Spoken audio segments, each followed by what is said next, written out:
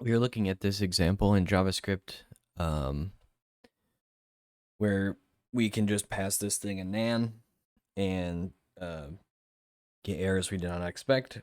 So we have this pure script example where we have an add function that is pure. Oh, let me adjust that a tiny bit.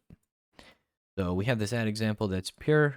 And then we want to say use add, which is just like running this thing, but we say x is an int and y is a maybe int. So we have no value for y and explicitly defined to be a maybe int. So it's like it can be something or nothing. The something case is just called just, no problem. And then if we try to do this, we will get an error.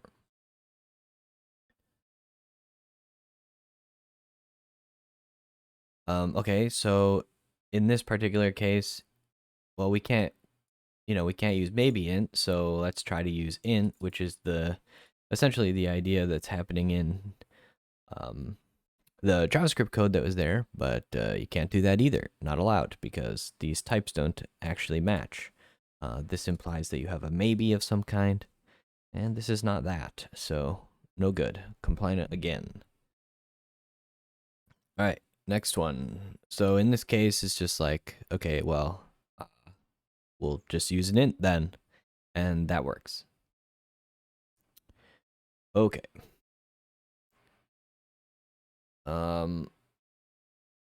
Same thing here.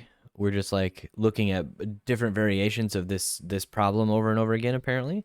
So let's say we do this instead. We take y as a parameter, but it's a maybe, and we try to pass it to this add function. It will fail again because it's a maybe. And the only way you can make this thing work is if you also return a maybe. So this is like just a definite, or this is required in pure script because it's the only way the types work. It also is like much safer because you have, something that can potentially fail because this number may not be defined. And so if this number may not be defined, then this number also may not be defined. So you're expressing that in the type system, which is really nice. See a few people hopped in. Hey, how's it going? I'm still waking up, so I didn't sleep as well as I did last night. So we'll see how I do today. All right, so I guess there's some new syntax in here which I can just briefly explain. Although it does say that we're going to look at this later. So this you can define your types pretty much with not any, but a lot of different syntax. And so one way people tend to differentiate like this y from this y is like with a prime or something, or an underscore. But another way you could do this is write like m in front of your type. Like we could write, this is just an example we were messing with, like my, and then you kind of, I don't know why I saved that, but whatever. If you write my, it's sort of indicating with this m that you have a maybe and then something else. So you could say like my of just, and then you're like, oh, okay, then that was a maybe, which is true because you see it here. So it's just like signaling that you've done the thing you expect to do. Cool. Notice how the maybe type forced us to handle the fact that y prime may not exist. The compiler hounded us to get our types in order. At first, you may curse the compiler for this. I know I did. But over time, you'll begin to love the fact that all the possible errors have been handled. It's still possible to handle this case badly, but at least you are forced to think about it each and every one. Sorry. You are forced to think about each and every one of them. And yeah, I agree with that. Hey, Sully, how's it going? Nice to see you again. How are you? Actually, I want to sit down. I don't want to stand up first thing in the morning.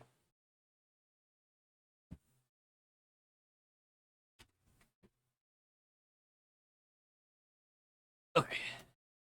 How you doing? We are talking about maybes at the moment, and it looks like we're going to talk about either's here in a second. All right. So there are many times where maybe comes in handy. Search a string for a character for another string. Got all my marking done and have no reason in the world. What does marking mean?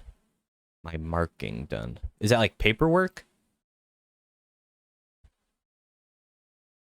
I don't know what paperwork, but you don't have to tell me that. Just I don't know what marking means in this context, I guess.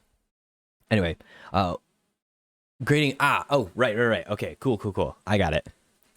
I haven't thought about actual teaching in a while, so I actually hadn't done grading papers in a while, so that's kind of funny. All right, so we want to get a value from a map using a key because keys may not exist.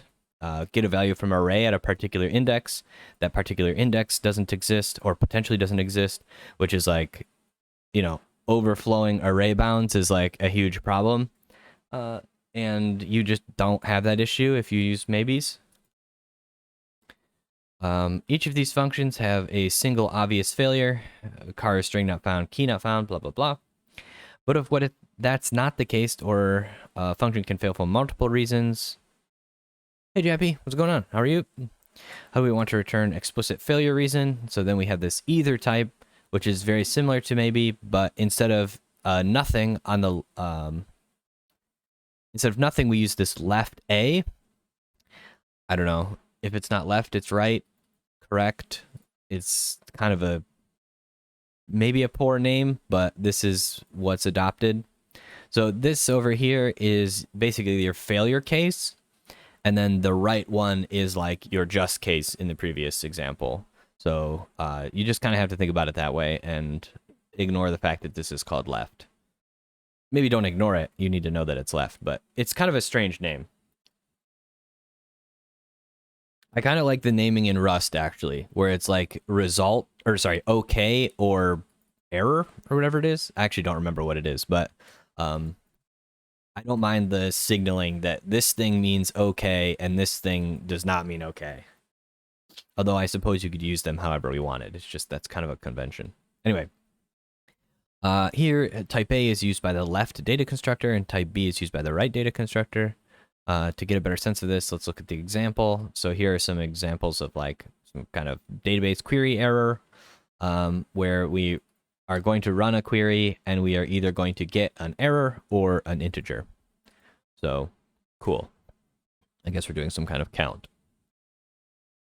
And again, this is a sum type since we're like still early pure scripters, according to the book anyway. You could have a database connection error with a string. You can pass errors, and you can do whatever you need to do in these sum types. Okay, cool. So there's 3 examples of lefts. Yeah, the left side is always the error side. So something that's kind of funny is we found a bug yesterday where Swift actually flips them. The one on the left is the correct one, and the one on the right is the wrong one. It's kind of interesting. It actually caused a bug in our library that we were working on in the last afternoon.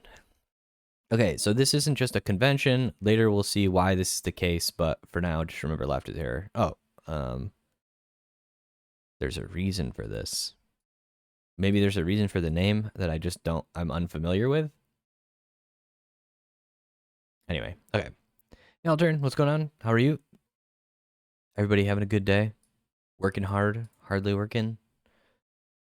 It's not my job time yet, so I can do whatever I want. Let's revisit the definition of E. Oh, by the way, check this out. I fixed something. See this? Oh, well, it's not. It's kind of fixed. It's just like you can't go too fast. But this is way better than it was before. But like, there's definitely some weirdness with Brave because like if I go too fast, like it loses. It's gone. But then I come back and I still have it. Very, very strange. But it's certainly better than it was. I disabled hardware acceleration. I think they mean the type class instances are biased, right?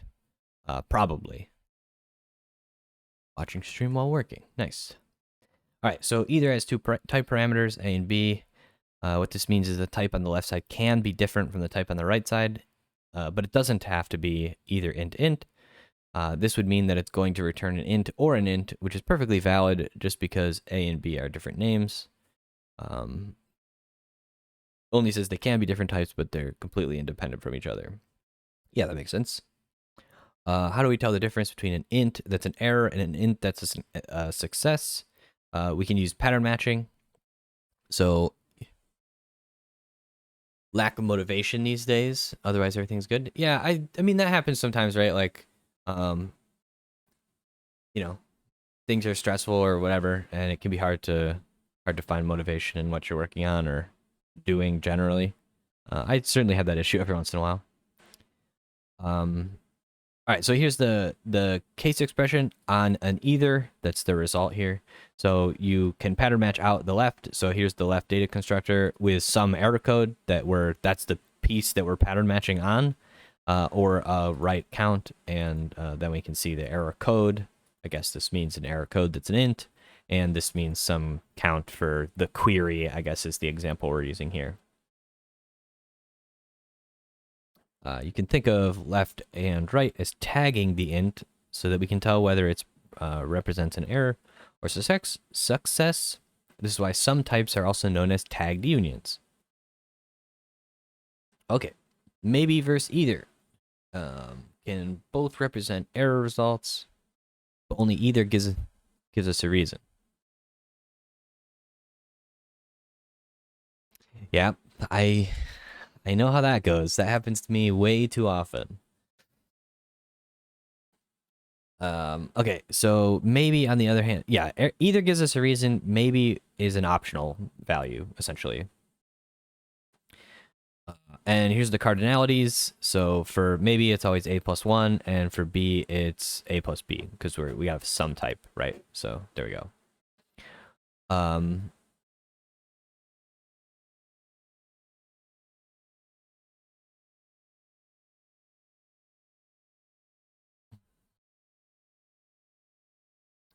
Yep. So there's an isomorphism between a maybe Boolean and like a maybe a and an either a unit. Cool. I think isomorphisms are certainly interesting to think about, especially when you're talking cardinality. Maybe this isn't immediately obvious to people, but yeah, you can just stick a unit in there and everything's happy. Yep. Or we could swap the either types, right? Because these are fundamentally, well, they're not like they're the same thing as a type, but we use them to mean two different things.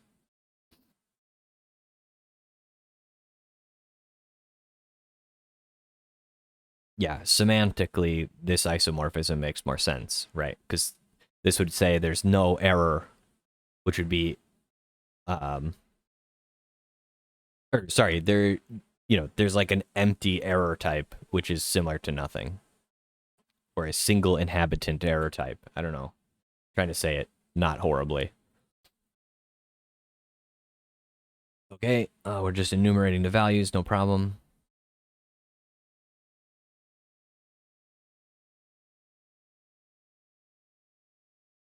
Yep. So here's like if you want to prove an isomorphism, you write a to and from function, and you just do like a property test that these things round trip, essentially, on any input in both directions.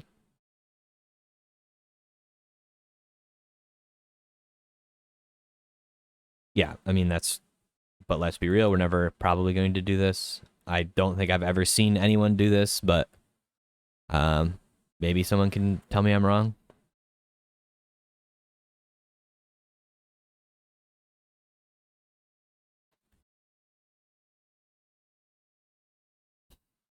Yeah, I've seen this function before, but I don't know that I've ever used it for anything.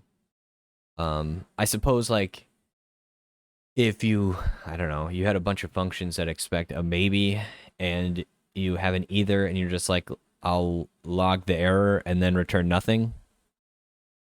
I don't know, something like that. But Hush is kind of a weird one for sure, and I kind of agree with Jappy here. Like, probably don't use it. Um, okay, so this is what Hush looks like.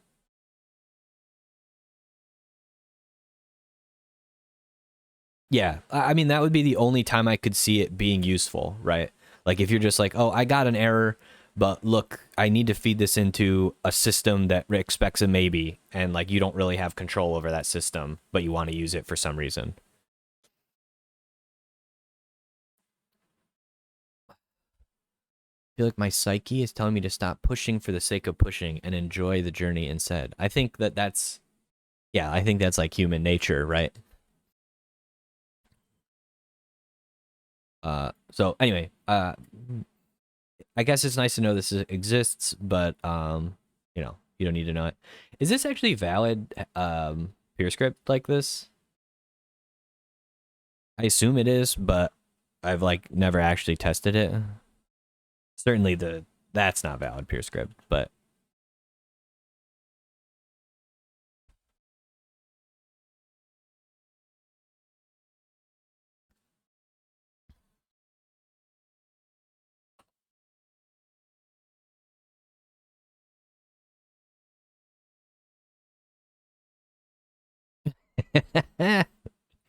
it's kind of hilarious.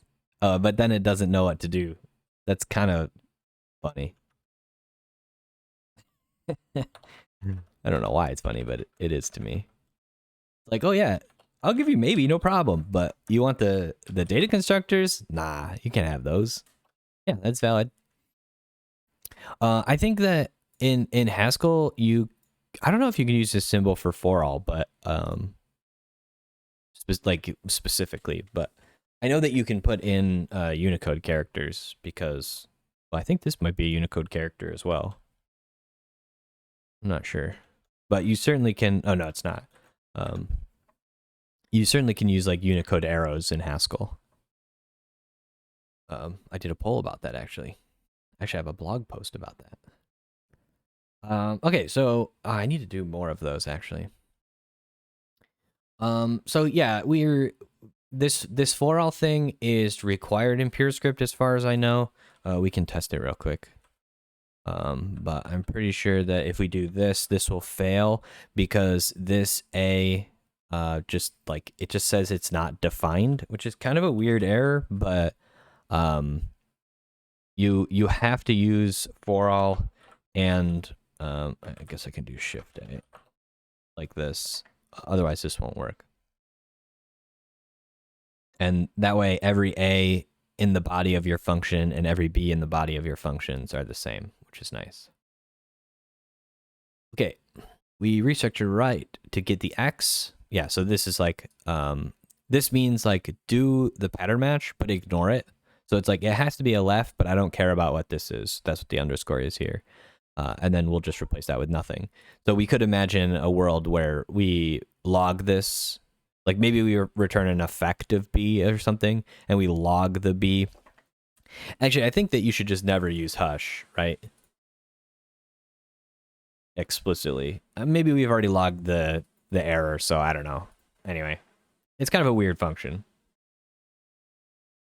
Note is probably a more useful function because we're sort of enriching a maybe instead of like removing data from an either. So here we're just adding some kind of a, which is our error, to a nothing. So it's kind of the opposite of this. Well, it's not really the opposite of this, but yeah. So we pattern match out the error, or we don't care because if we have a just, we don't need to add the error. And then we pattern match out the X, just pass that to a right, pass the error to a left, and we're done.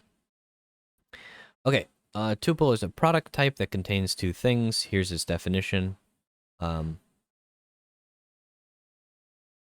okay, there you go. I didn't know that. I suppose that the LSP would have told me. Here's a tuple. In math, a tuple is written as this. Haskell and Elm use the same syntax for tuples that's used in math. In other programming languages, it's often called a pair. So, yeah, as an example, points, like vectors.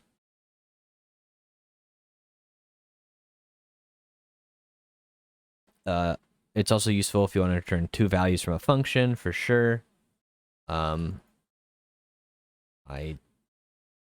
not exactly sure what this is trying to split positive and negative. I guess it's like a partition function for positive and negative arrays. Or, yeah, I mean, for positive and negative numbers from arrays. So here's this, and we would get, I guess, -2, -4, -6, and 1, 3, 5. Okay. First gets the first value of a tuple. Second gets, this is in pure script tuple. I can't remember if I've used these in, I feel like this syntax is just like frustrating, but also it's probably fine. I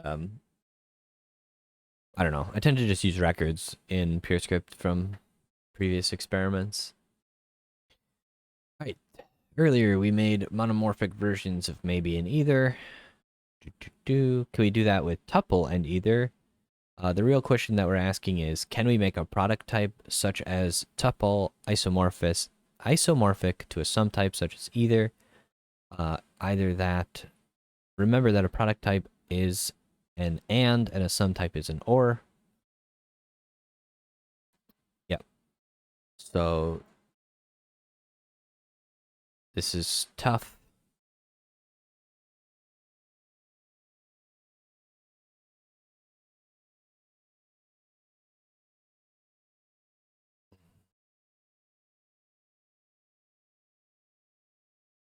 Okay, although we've made a product type and sum type isomorphic, with these two cases, the types are pretty useless as far as the types go. Yeah, so this is like either of these are uninhabitable, and I don't see how this could be useful. Yeah.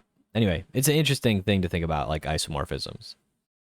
All right, lists. Array implementations are backed up by JavaScript arrays for efficiency, and you'll most likely use arrays more than lists. But there are things you can do with arrays, as we'll see in pattern matching. You cannot do, excuse me. So yeah, like regular lists, cons lists are easy to pattern match on. Yeah, we'll write list library functions as exercises, which makes sense because there's a ton of recursive pattern matching that goes on, which is really helpful, and these sorts of things. So I see a bunch of people, and like we're gonna have to switch into the other project soon. So I also want to quickly just mention the giveaway. So today I will be giving away a book. This book specifically, I rolled a die earlier, and this was the book that won. Deep Learning with PyTorch. So somebody will get this book today. All you gotta do is follow the stream. Pretty cool.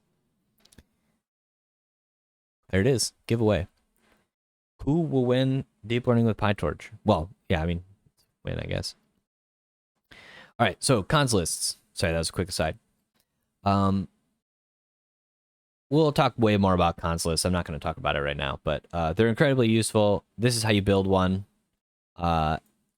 It's right associative, so it's similar to the way functions bind. Wait, is this backwards? No, I don't think so.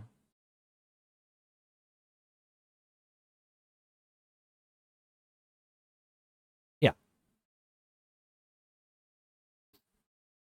I always forget these numbers. They're very hard to remember. I have to look them up every time. Anyway, this is what they look like. The implicit parentheses work at like this, and cool. We could have constructed the list with just the cons data constructor instead of the operator like this, but as you can see, like this gets awkward quick. This little syntax makes life easier. Lists are effectively linked lists. Here's a pictorial view of our list: head, tail, nil. Wouldn't this be part of the tail? I find this syntax kind of strange. Because if you write tail, it would have to return a list, but technically these two links are not a list. This is awkward, right? Or is that just me? I don't know. Be interested to hear what you think. But my feeling is that this should include the nil. Otherwise, it's not truly the tail.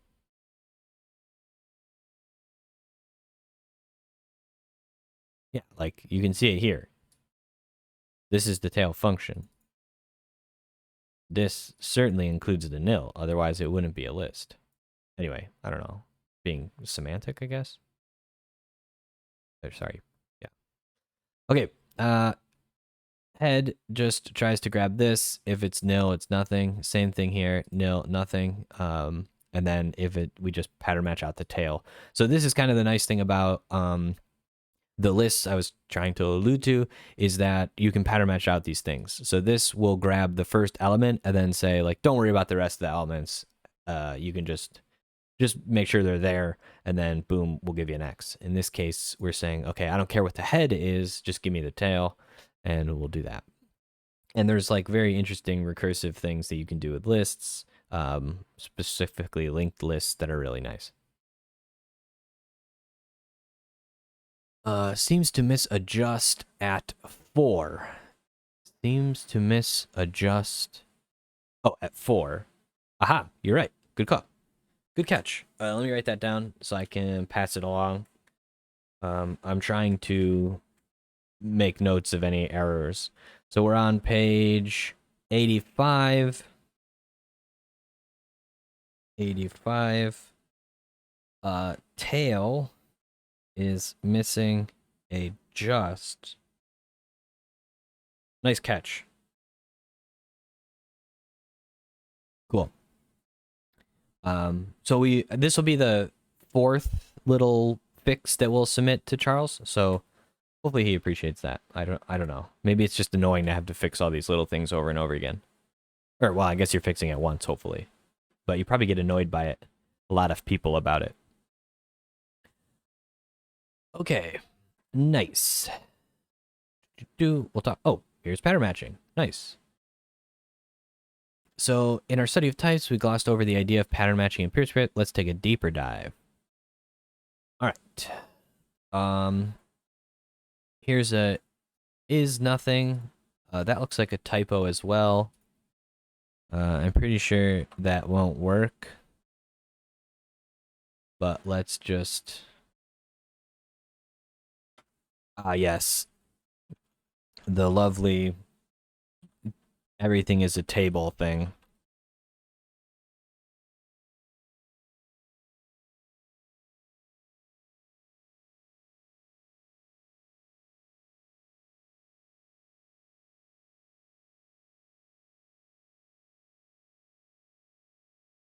Do. Okay. And then we need to tab these out, and this becomes nothing. Yeah, I think that this is false. Okay. So page 85. False in is nothing should be lowercase false. Okay. Cool. So yeah, I kind of talked about pattern matching a little bit already, but the general idea here is that we have a maybe a. So our two options are either nothing or just something. So in this case, we're saying, like, I don't care what it is, just anything can be here. The only option is that it's a just. So, you know, that should be enough context because we're pattern matching on a maybe. If we get nothing, it says to return true, and if we get a just, return false. That's just the syntax in PureScript. So it uses the true and false as lowercase, not uppercase like in Haskell. Just syntax.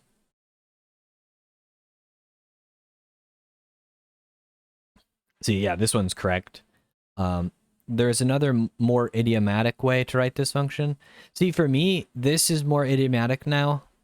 Like, I like this format a lot better personally.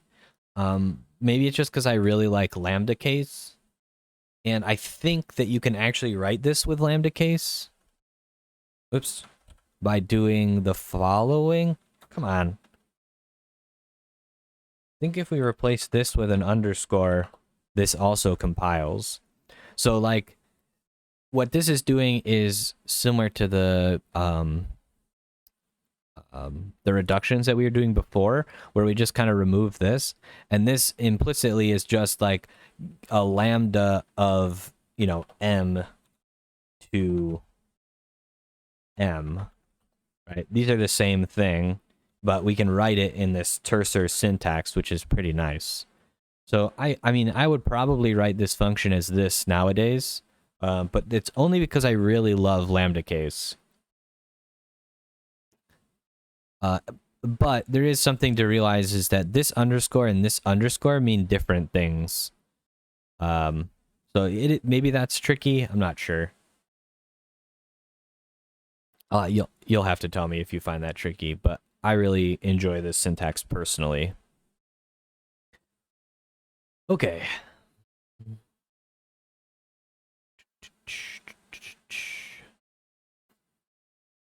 Yep, the compiler will let you know if your patterns are not exhaustive, which is nice.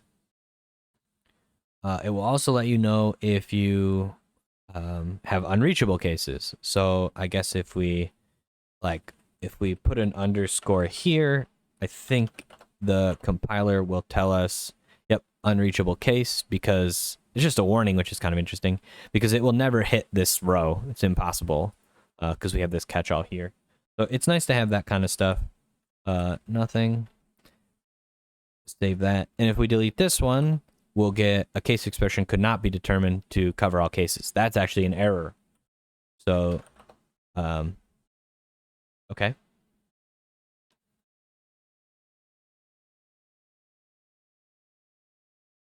Yeah, oh, that's right. Yeah, that's true as well. Okay. So string patterns. Let's look at another example. If we were writing this toString function, we could do this. Sure, that's totally fine. So toString is like a catch-all. That's fine. I probably wouldn't write this personally, but like he's illustrating a point that if you do the reverse, this is not true. So if you have a from string function, it should be from string to maybe Boolean, and then it would be, you know, like, I mean, we can just write it real quick. So from string is string to maybe Boolean.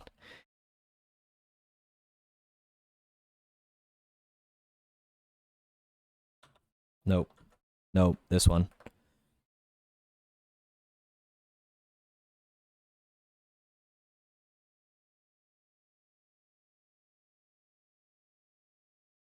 Oh, except this is wrong as well, but I'll fix it in a second.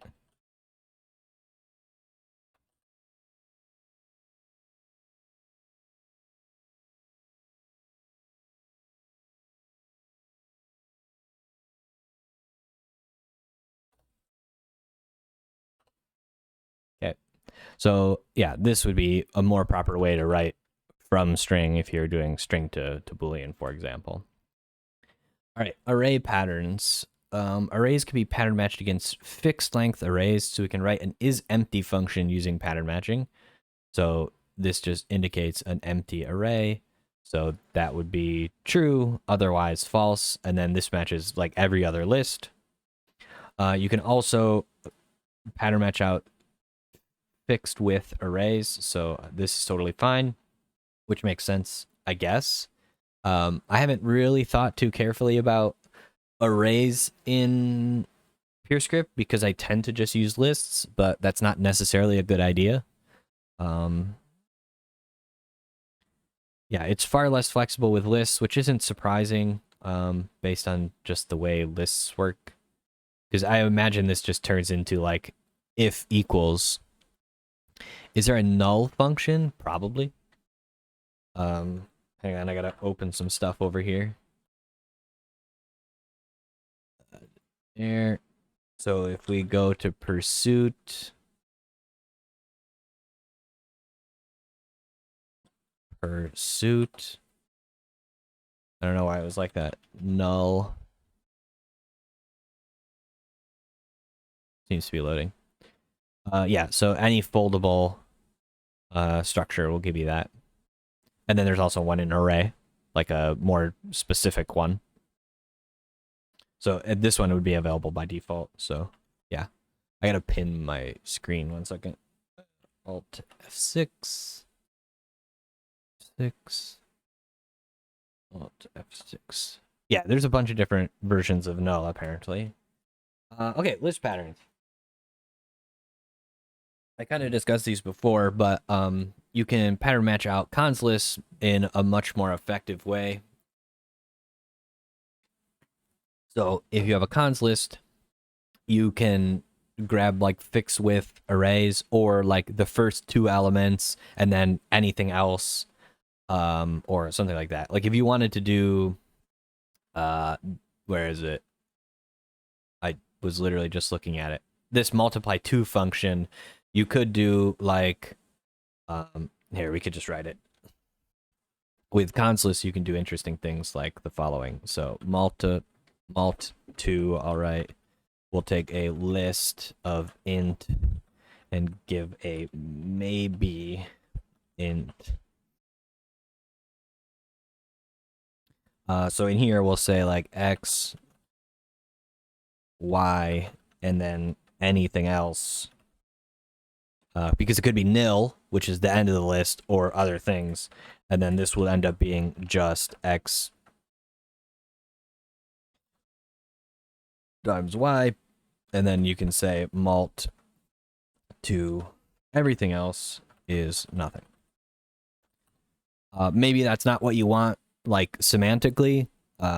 Like you don't want to match anything over here, because this could be like 100 elements of the list, and maybe you don't want to ignore that. Maybe you specifically just want these 2, and if you want just that, you can just change this to nil, and then it will also compile. So these 2 functions are literally equivalent at the moment, and then if you wanted to do this, you could, make a slightly semantically different function, but it does the same thing effectively. Okay, so you can see again that the point is that this is a much more powerful syntax. That's all I'm trying to prove. Okay.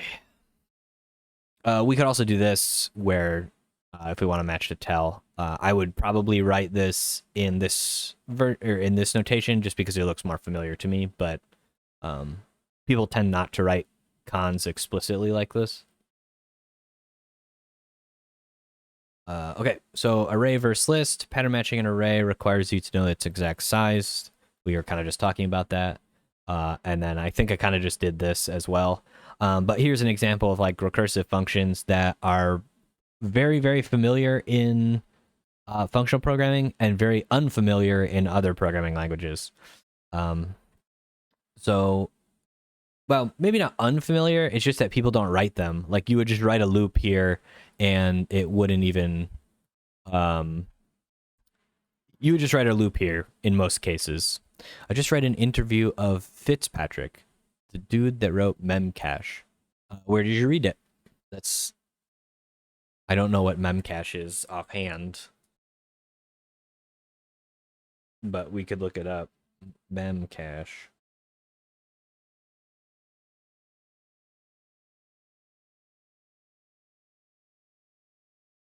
Interesting. That's probably a very interesting thing to discuss with somebody. It's what we used before Redis. Interesting. Okay, cool. I didn't know that. I hadn't really thought about that kind of stuff until I was thinking about Redis, so I guess that makes sense. Coders at Work is the book. Okay, cool. I like books. So anyway, in other languages or sort of imperative languages, this would be written as a loop. But in a lot of functional programming languages, especially ones that use linked lists, well, not especially, but like there aren't really loops in these languages. You just write recursive functions.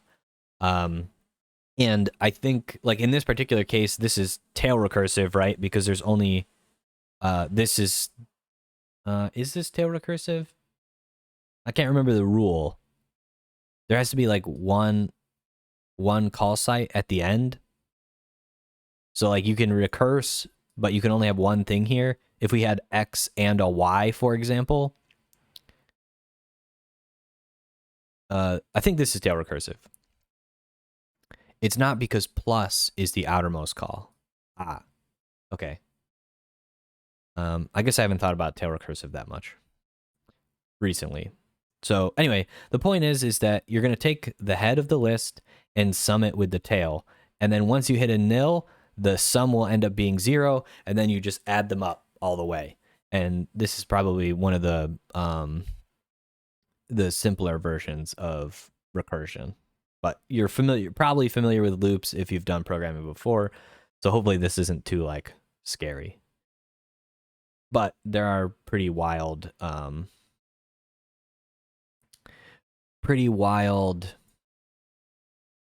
recursive functions that are hard to think about. Okay. Yeah, this definitely requires practice, but I don't think it's that hard. You just need to practice. We don't have to know the size of the list, and we don't have to deal with the elements of a list at once like we do with arrays. The limits on pattern matching with arrays means that it's impossible to write the sum function for array using pattern matching. We cannot match an array of any size. There are many other solutions to this problem, one of which is using a list instead, or possibly converting our array to a list and using list pattern matching. Later, we'll learn about folds, which is the best solution for summing arrays. I was going to say, like, arrays must be foldable, but my guess is they're implemented in the compiler, not like just functions. Well, they're not going to be here, I guess. There's probably like a data array to deal with this. Anyway, kind of interesting to think about, but I assume that folds are literally just loops in JavaScript is what they compile to. Which word did I invent? Oh, folds. I need to get into the what are those recursion schemes? No, you should troll. Trolling is fun. But recursion schemes sounds really interesting. I just haven't messed with it at all. Like I haven't had a need to mess with them. So like, I remember that I think it's an anamorphism is the one where you like build infinite lists. Is that which one that is? I don't know. I shouldn't say it. Trolling and sorry in the same sentence? That's a good point. All right. So record patterns. I think we'll save record patterns for next time. How much longer is this chapter actually? We should look here. Oh, this is a huge chapter. Okay, so we got another 30 pages to go through. So I think we're gonna stop at how long is this? A few pages. I think we're gonna stop here, and then we're gonna switch to work stuff. So we'll do record patterns next time. Ugh, excuse me. Okay. Whoops. So we are on page 89. Cool. So let me do some flip-flopping, and then we will be good to go. Oh, wait, hang on. There's a snail. Nice. Okay. So